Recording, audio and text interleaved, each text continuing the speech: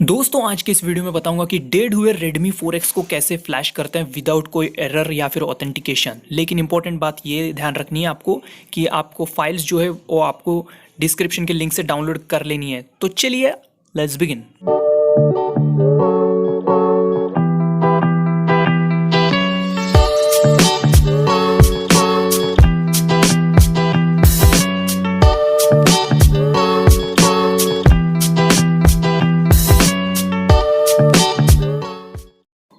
तो सबसे पहले आपको फाइल्स को डाउनलोड करने के बाद उन्हें एक्सट्रैक्ट कर लेना है। एक रहेगा आपका स्टॉक रोम और दूसरा रहेगा मी फ्लैश टूल बीटा। ठीक है, इन दोनों को एक्सट्रैक्ट कर लेना है। ठीक है, उसके बाद सबसे पहले जो मी फ्लैश टूल बीटा है उसको इंस्टॉल कर लेना है। ठीक है, मैंने ऑलरेडी इंस्टॉल कर रखा है तो इसको ओपन कर लेना है। डबल क्लिक करो मी फ्लैश पे। ठीक है, ये ओपन हो जाएगा।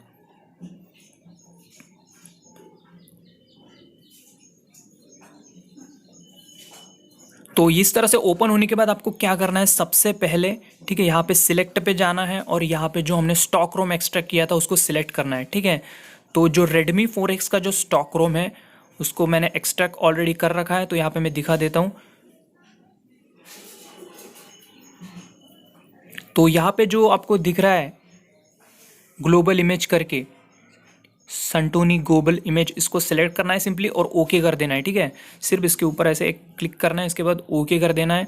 उसके बाद ये फाइल लोड हो जाएगा आपके टूल में। ठीक है, तो टूल में लोड हो चुका है फाइल। अब और एक इंपॉर्टेंट बात, यहाँ पे सबसे नीचे आना है और यहाँ पे क्लीन ऑल पे आपको क्लिक करना है। ठीक है, कहाँ पे क्लिक करना है, क्लीन ऑल पे। उसके बाद अपने फ़ोन को ईडीएल में कनेक्ट करना है। ईडीएल में कैसे, ये देखो यहाँ पे दो पॉइंट्स दिख रहे हैं, एक दो छोटे छोटे गोले, उस दोनों को शॉर्ट करना है। उसके बाद आपको अपने केबल को, डाटा केबल को लगाना है और उसके बाद यहाँ पर आपका पीसी में से आवाज़ आएगा और यहाँ पे जैसे कि आप देख रहे हो डिवाइस com3 करके शो कर रहा है यहाँ पर। और उसके बाद सिंपली एक बार रिफ्रेश करना है और फ्लैश कर देना है। ठीक है, फ्लैश बटन पे क्लिक कर देना है। इसके बाद आपका फ़ोन फ्लैश होना स्टार्ट हो जाएगा। अगर आपको ईडीएल पॉइंट्स कन्फ्यूज़न है, दिख नहीं रहा है ठीक से, तो आप एक बार गूगल करो Redmi 4X।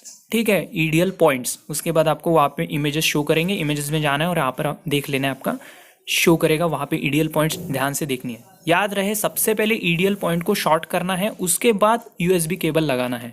और इन केस अगर आपका मतलब ले नहीं रहा है पोर्ट, तो क्या करोगे, एक बार बैटरी कनेक्टर को रिमूव करो, फिर से बैटरी कनेक्टर को लगाओ और उसके बाद पहले ईडीएल पॉइंट्स को शॉर्ट करो, शॉर्ट करके रखो। उसके बाद आपको यूएसबी केबल लगाना है। उसके बाद आपके पीसी में से एक आवाज़ आएगा और यहाँ पे पोर्ट कनेक्ट हो जाएगा। तो जैसे कि आप देख रहे हो फ्लैशिंग बिल्कुल अच्छे से हो रही है, यहाँ पे कोई दिक्कत नहीं आएगी आपको। ठीक है, तो पूरी फ्लैशिंग होने तक के वेट करते हैं हम।